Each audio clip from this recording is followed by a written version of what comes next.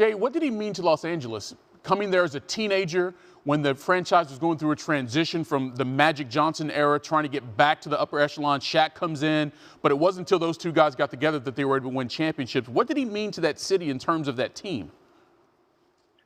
I mean, they really took to him, and I mean, you know, the passion of Kobe fans.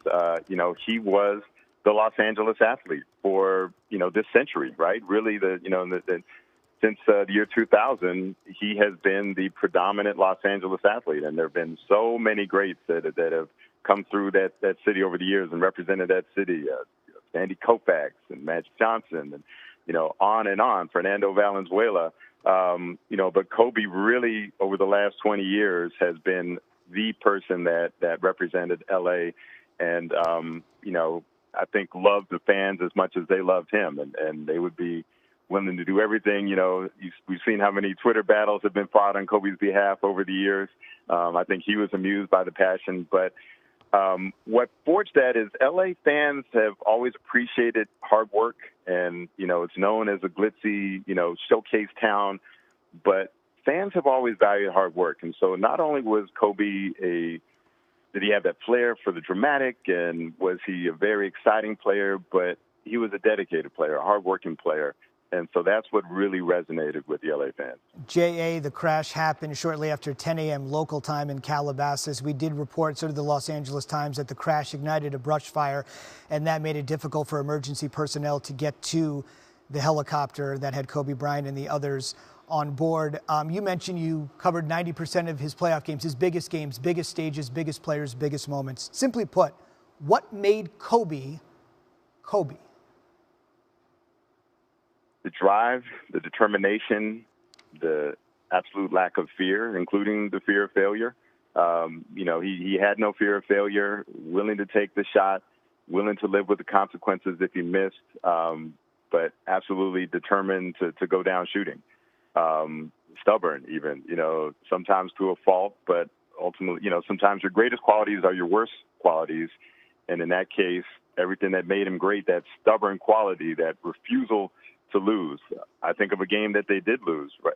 When Robert Horry, the one time Robert Horry missed the shot, the one time that stands out of Robert Horry missing his shot in San Antonio, 2003 playoffs, and they were down, the game was over, and Kobe just refused and kept on scoring points and kept on driving, kept on pushing, and brought them to the point where it could even come down to a single shot. And that was a great example, even though we think of him as a winner, five championships and all that, but he never showed me more than in that fourth quarter in a game that they wound up losing. But he gave them a chance to win. Interesting. 5-time champion, 18-time All-Star. I want to mention this with you because I know in your ESPN career and post you deal with social media, journalism, all the fans out there. We tried to ask this question to Woj, but I want to see if I can get an answer from you. As of 10 p.m. Eastern time last night in the 10 p.m. Eastern hour, he was tweeting, active on social media, congratulating LeBron James for passing him on the all-time scoring list last night in Philadelphia, wearing a Lakers uniform, Kobe's hometown, Kobe's team. What do you make of the suddenness of it all, that here we are, everybody's just on social media weighing in, it's another Saturday night in the NBA, Kobe at the forefront of it, congratulating the king, and Sunday morning this? The reminder that it can go away so quickly, and you know, Kobe had never been more prominent this season, right, than last night, as LeBron is passing him on the all-time scoring list. So it's strange. It's even stranger because he had been so fresh in our minds. You know, we don't maybe think about him every single day this NBA season as he's gone on living his life. You know, but again, LeBron had just brought him back.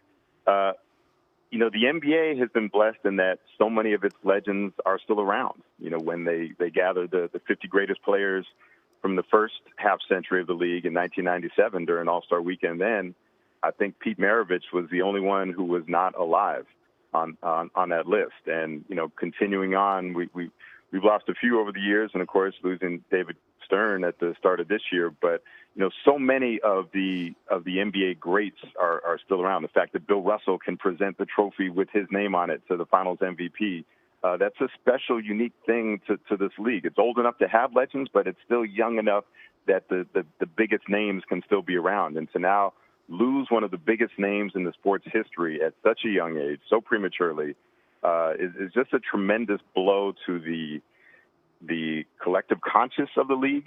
Kobe was unique in that he was a guy who had great perspective, someone who had played against Michael Jordan, came into the league when Charles Barkley and Patrick Ewings and that era, played against them, and then had been around long enough to play against LeBron and all the current generation. So he was a bridge, and his appreciation and his knowledge of the guys that he came up watching and the people even before that. It was interesting as he came up, was rising through the all-time scoring list, and he passed the likes of an Oscar Robertson or something. He would always have something to say about them and describe the way that they played, and guys who played long before he was born.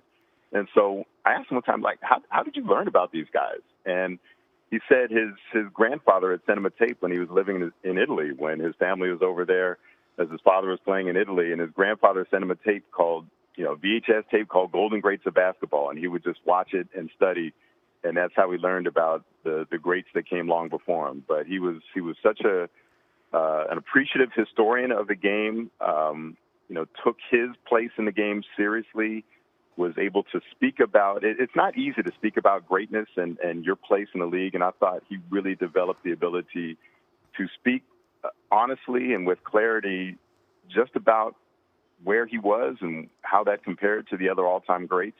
He came in really trying to adopt and follow in the path of Michael Jordan, and I think he came to resent that a little bit as he got older, and he wanted his own identity. But he could still speak to Michael Jordan and describe him in a way that very few could, because I really believe he was the closest thing that we had seen to Michael out there. It's well said. He spoke honestly of greatness because Kobe personified greatness. It takes one to know one. Thanks for watching ESPN on YouTube. For more sports highlights and analysis, be sure to download the ESPN app. And for live streaming sports and premium content, subscribe to ESPN+.